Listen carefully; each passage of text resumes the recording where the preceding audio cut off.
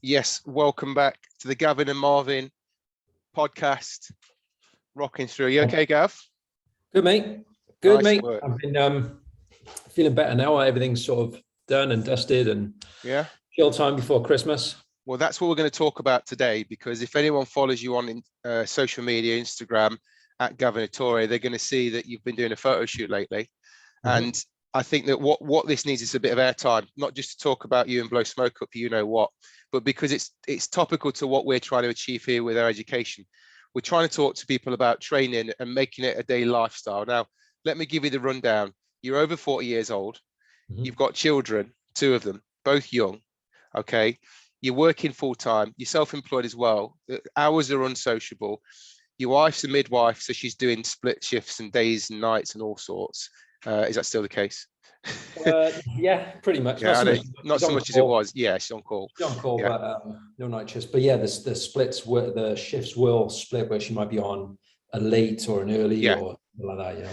What all this accumulates to is a difficulty and an uncertainty on time, organization and planning. However, you've got yourself in peak condition and you've got to a point where you can even do a photo shoot, and the photos, when they come out, people will be amazed. So by the time I listen to this, they'll be able to see them and go on your Instagram and see how you prepared. I think what we need to do is break this down, talk to people about how you've done it, and just top level. We don't need to go into you cook this on Monday, you cook this on Tuesday, but let's just give people a realistic overview of what it's taken and the commitments you've gone through, because I think that will open people's eyes, understanding of it. And like I said, it doesn't need to be a macronutrient level, because there are going to be some personal trainers and coaches listening to this that understand, but there's going to be the me's of the realm listening to this, the people that work in marketing and in offices that have got regular jobs that just want to know how they do that. Does it take too much commitment? I mean, guy's got a squat rack growing out of his head, I can see if you're watching him. Okay, so you've got some of the facilities there, but let's go over it. Let's break it down, and we could probably do this in a 3-part series as well. Yeah. So hopefully that makes sense. We'll do this first one today. We'll keep it short, keep it top level. We'll start with training, because I think that's where most people's mindset is. So let's go part 1 of getting Gav ripped, talking about training. How about that? Okay, let's do it. First off, I think, like you said, for the people that are listening that are in offices and things like that, and they go, like, the first thing people go, I've got to hit 10,000 steps a day. I've got to do this. I've got to do that.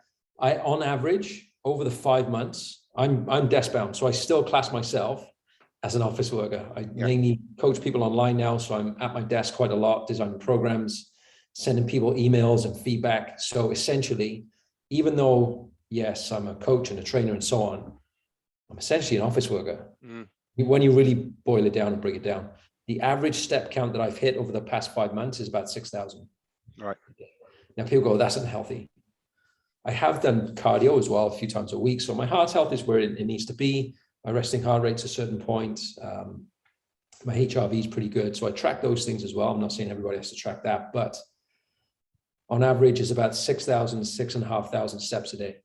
Now, this is where the training came in for me, because I knew that I'm not as active. Like on Sundays, I will get 10,000, I will get 12,000 based off like me playing football with Gabriel on a weekend and so on, taking him to football practice and football matches and so on. So that's still part of my routine as well. So people think, oh, on the weekend, you just chill and put your feet up and lay down on the sofa all day. Well, no, I've got Friday evenings, I take Gabriel to football practice. We've got him a coach that helps him a little bit more 1-to-1, and he goes with his cousin as well, 2-to-1.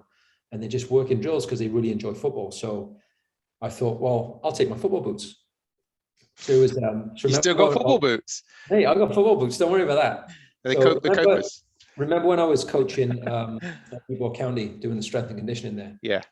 One of the academy coaches was Danny. So we've got him coaching with Danny. So I know Danny quite well. He's like, yeah, if you want to bring your boots, just have a kick about with the boys, because it's easier for them to do drills then. So we can work with them and just teach them how to do things. So I take my football boots there. So that's factored in a little bit. Saturdays, he's got football training with his team. And then Sundays, they have football matches. So it's pretty active over the weekend as well. So there's lots going on. They've got swimming in the week. So tonight, Gable's got swimming. He's got swimming on a Sunday. So there's that. There's Beth shifts I have to factor in as well. and then there's my work routine as well. So the main thing that I'm actually going to do a story on this on my Instagram today, because I posted a quiz yesterday on like, what's the one thing you need to have in place to get results? And I put obviously answers in there, like eat enough protein, blah, blah, blah, blah, blah. But one of the main things, and this is where I started with the training, like just training and even nutrition as well, but training is planning your schedule. Because once you plan it and it's in your diary, you know what you're doing. Yeah. The problem is if people don't plan it, they go off the cuff, and there's nothing in their schedule to go, this is what I'm doing at this time. It goes to shit. Do you know what I mean? Yeah. And they're trying to make up stuff off the cuff. I haven't planned this in, so I'll just nip and try and grab half an hour there. And then that half an hour becomes a wasted session. Let me just cut in there. Sorry to disturb you, Gav. Are you talking about the specifics of what you do, or just saying, I'm definitely doing Monday, Wednesday, Friday, or mixture of both? Mixture of both. How specific? Okay. I'm talking like, I'm not talking like, this is what I'm going to do in the workout. I'm planning, when am I going to work out through my week? So I've looked at, and that might change week to week. Yeah. Based off your wife's shift schedule and blah, blah, blah. But I did it in a way where I knew, regardless of the shift patterns, I could get it done when the kids were in school, when Beth was in work. I could train at a certain time where it affected nobody else. So let's put this into perspective. For somebody that can't train in their home, like I'm fortunate, I've got a squat rack here, I've got cable machines, I've got all that type of stuff. I still got up at 5 a.m. every morning, regardless if I was training or not. Yeah.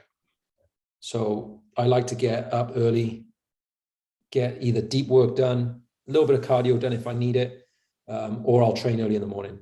If I do deep work in the morning, then I'll shift my workout through the mid-morning when kids are in school, Beth's in work. So put this into perspective. If you plan that out and you know when you're going to train, you're more focused on hitting that workout. Yeah. Regardless of what the workout is in a minute. I'll go into detail on what I did in a sec. But you're more likely to get maximum intent in the workout that you do. And this is where I thought, well, if I'm not going to be as active through the day, I need to make sure my programs have maximum intensity. I maximize as many reps as I can. Every set needs to be as good as possible, you know, and that'll fluctuate based off energy levels and things like that. But you've got more focus when you plan it out and you're not second guessing yourself and so on. So I think that's where people miss the mark when they initially set out on things. Is it sounds so simple and so boring, and it's not a fat burner and it's not the best program in the world and blah, blah, blah. But if they don't plan it, like it's so much tougher. Yeah. Just pick up on the reps there you mentioned there. You talked about the intensity and making sure you're getting the maximum amount in. The stereotypical person that goes to a average gym might start a program that says you're doing 3 sets of maybe 10 to 12 repetitions. Yeah. So when we talk about maximum intensity, are you still sticking to the standard 3 sets? I'm guessing to get to your standard. I mean, I'm not guessing, I know, but I'm just trying to sound like I don't know. For someone listening that's doing the traditional 3 sets of 10 to 12, what does it take then to get to photo shoot standard? You've got to look at, there's different requirements for different people as well. So this is where the bespoke stuff can come in a little bit. But what level are you coming in at? Have you ever been into a gym before? Have you trained any strength training before? What level of strength do you have? That's going to dictate a few things. But regardless of that alone, let's say you're using 10 to 12 reps. That's the rep range you just mentioned. Your loading parameters, the weight has to be where you're going to fail off between 10 and 12 reps. Yeah. And I made a post the other day about being able to keep carbs in your diet and so on. And I did mention in there that if your training intensity is in the right place, because most people, and this isn't everyone, this might not be people listening to this podcast at all, but most people that I see train in a gym will finish a set. They think they've got 1 or 2 left in the tank and they could do about 6 to 10 more. Well, the level of intensity to warrant smashing loads of carbs into your diet isn't there, because you're basically not using those carbohydrates then. Yeah. Because carbs are going to be used with weight training and muscular contraction. So if you're getting to that level of intensity, and your muscles are they're selfish as hell, they want to keep hold of that glycogen. So you're having to train the muscle hard enough to drop the energy out of the muscles for you to want to be able to replenish them back in and get more energy back into the muscles. So you need the carbs for training, yes. You've got stored training, you've got stored energy in those muscles that you want to break down. Then you want to replenish them. If you're not training hard enough, it ain't coming out. And then you're adding more carbs on top. And then you're wondering why the results aren't going in the right place. Yeah. So first off, it's making sure the intensity is there. So if it is 10 to 12, or let's say, for example, on my plans, I might do, and we won't, I don't know if you want to go into actual working sets rather than warm-up sets as well, because that's a different ball game as well. It might be that you have 3, let's say 4 sets of 10 to 12. Yeah.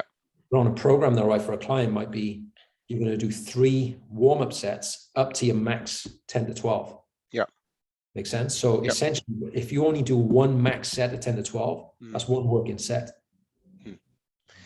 And that's key information, because when you read, these famous magazines that are out there and they give you these 12-week workout programs, it will say 3 sets of 10 to 12, but they've not factored in the sets that you build up to it, because it could be 6. Yeah. If we count every one as a set, it's not a working set. But for the purpose of people listening to this, there has to be a process to build up to that point, because as you mentioned, if you're not using a weight that gets you to that fatigue, that overload, that failure, we call it, then you're not using the right weight to begin with, regardless of whether you're a beginner, never been before, first time, whatever. You've still got to get to a point where the person that's giving you the program needs to educate you on that. Yeah. And I think that's what we miss out. We just say, well, you've never done it before, so just do 3. When you get used to it, we'll change it. We're just taking what could have been a 12-week goal now to 24 because we've not educated you correctly at the beginning, because we could have done it in a lot shorter time, which is why what people want and why they give up. And you've got different areas in what is classified as a working set. So there's many thought processes on this, but I'm thinking like, well, if you're doing warm-up sets and let's say you've got RPE scale and so on, people like to work it differently. But I want their working sets to be around an 8 out of 10. Yeah. So let's say you go your 10 to 12 reps. You could warm up to sets where you're leaving 1 rep left in the tank. That's around an 8 to 9. Okay, so 8 to 9 out of 10. So if you're leaving one max 2 reps left in the tank, that's an 8 to 9 out of 10. Okay, if you take that weight up another notch, now you're working to failure. You're actually going to go and where you can't push more than 10 reps. Okay, perfect. Now I know you've maxed out that rep range. Yep. So that would be 4 sets of 10 to 12, 2 feeder warm-up sets, and then you're going to be cranking with the 3rd set. You've got 1 rep left in the tank. Last set, knock the weight up a touch, and you go to muscular failure. Yeah, but with good form. Exactly. Yeah. So it can't be you're just cranking 10 out, doesn't matter how it looks, and your elbows are all over the place. Using a chest press, your elbows are all over the place, your shoulders hitched up on one side, neck's going the other way just to get the rep out. Nah, that's done. Your form stops on 5 or 6 reps. Your form goes, you cut the set. Yeah. That's it. So you write down set 4 might be 5 reps. Okay. Why did I stop at 5 reps? My form went, okay, well, next week I need to make sure my form on this set with that same weight stays the same, but I need my form to be good enough where I get a 10. Yeah. Need to lock everything in, keep everything tight enough to keep the tension on the muscle I'm training and go through, regardless if that's strength training or even hypertrophy muscular building, has to be the same. So form's key. So that was my main outset in terms of intensity, making sure that we build into that and we get muscular failure where we needed to. And then there was phases where we did like overload and go past like 10 out of 10. We were going like 11, 12, 13 out of 10 type of thing, doing extended methods like clusters and rest pause and drop sets and all that comes in. All the good stuff. Cool. Well, before we move on to the next topic, just want to summarize and see if there's anything else to add to this part. You mentioned a little bit about like lifestyle, about not focusing too much on your daily step count and proving that you can get into that kind of shape without saying I have to get 10,000 steps, because you're also doing other things that would add to that. All the things in your daily life with the kids is one thing, which is great, but you're also doing other things. Mention there your weight training and routine and the intensity you're working at. Is there anything you can add to that about or extend on your cardio? You mentioned about doing some cardio in the morning. There are people listening that will probably be more cardio centric focused. They might like have their own spin bike at home or like going out running and things like that. Is there any advice you give to them that might want the same outcome as you, but have a different take on training or preference? With the cardio, I knew I'd need to do some based off the lack of activity that I was getting. So I just started off 2 sessions a week. So it would be on my off days from weight training. If people need to do cardio on the same day as weight training, ideally they could do it in the morning or like away from weight training to maximize what they're going to do, especially if you want to build muscle or keep all the muscle tissue. Yeah. Like 10 minutes at the end of your weight training session isn't going to like break anything. It isn't going to negate anything you've just done. Let's be fair. But ideally, if we're going to look at maximizing things, I like to keep it away from weight training. So I was doing 40 to 45 minutes on my off days. I was doing around, to start with, like I think it was on a Wednesday and a Sunday. I get up in the morning, just get it done, get it out of the way. Fasted or not, it doesn't really make much of a difference, but I just like doing it fasted. I feel better. It's first thing in the morning anyway, so I'm not just going to get up and then eat and then wait to train again. So I just get up, do my cardio. It's not going to do anything for me. Steady state, Gav. We're not talking about intervals, hills, jump, anything like that. Straight off. State, nice and simple. Yeah. The initial period, I was just keeping around 120, 125. Yeah. Then as I got fitter, it was taking me longer to get my heart rate up. And then I crank it to, I was averaging around 130 to 135. Okay, so that's where I was keeping it at. Then as I got closer to the shoot and I wanted to step things up a little bit more, like I told you just previously in this call, it was like, I'm up at 5 anyway. So if I need to do a little bit more, just to see what I can get out of this photo shoot, I'm willing to do it. Now, this depends on what people are willing to do.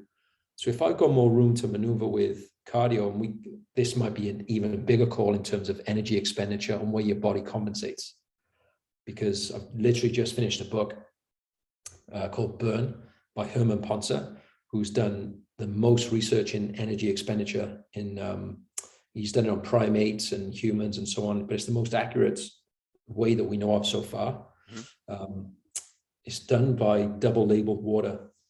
So basically they test your energy expenditure with that. And basically what he's saying is your body will have a certain amount of energy expenditure per day, and then your body just compensates elsewhere. So you'll just end up, there's only a certain amount you'll expend.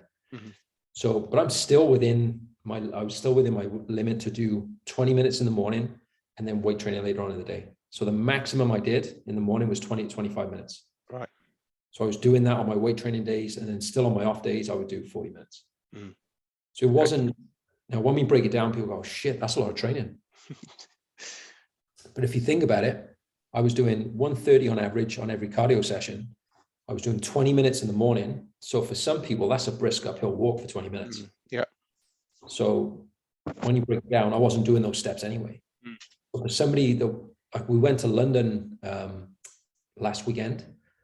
We drove there for 2.5, maybe 3 hours based off how much traffic was there and so on. We got there at 1 p.m. We went to bed at 9. I did 20,000 steps. Yeah, exactly. So an average Londoner would do those steps anyway. Yeah. It's definitely a lot. It's always more when you're in London. Yeah. So for myself, getting on a bike 20 minutes in the morning, people go, oh, that's loads of training. Well, no, I just shifted my activity around. Yeah. I looked at, well, somebody who's more active would do it that way, and I'm just doing it this way. Exactly. Yeah. You're getting the same result. Sure, but it is what it is. Awesome. It's all relative. Good. Okay, look, let's just draw a close to that on training, because I think that's a great start to this trilogy. That's what we're going to call it. Okay, better than Die Hard. Well, it's not a trilogy anymore, is it? Die Hard or Jurassic. As soon as Jurassic Park went past the trilogy, it was dead to me. Hey, I watched the other night. You watched what? Sorry. Christmas film, Die Hard. So it's like, left Christmas film, we go watch Die Hard. And the kids were in the other room, and I was like, yeah, we can't watch this around the kids. No. You get Gabriel shooting the glass out the windows in the kitchen, and you walk in barefoot on it. Mate, The Long Kiss Goodnight, Samuel L. Jackson. Leave it at that. Right, part 2, we're going to talk about nutrition and diet, and I think that's going to draw in a crowd as well, because I think that's important. We all know it's important, but it's going to be good to get your take on it. So thanks for today's episode. Talking about, I think of a catchy name. I think it's just going to be called Let's Get Gav Ripped or something like that, or Gav Getting Ripped, or Old Man on the Beach. I don't know. I'll think of something. But good. Silver Fox Muscle. You wish. Yeah. Right, let's end this one and let's pick up on the next call, and we're going to talk about nutrition. Thanks for joining us, everybody. I hope you enjoyed today's episode.